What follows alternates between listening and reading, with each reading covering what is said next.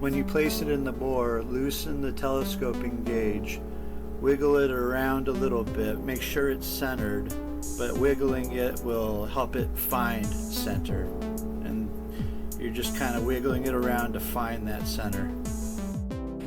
I'm going to put it in straight, wiggle it, and then we're going to pull this up a little bit, like so.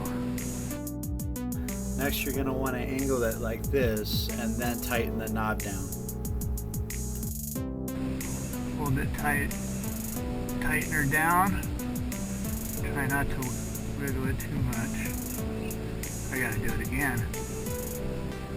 You'll get a feel for it. Then finally, you can pull the gauge back and out as seen in the drawing.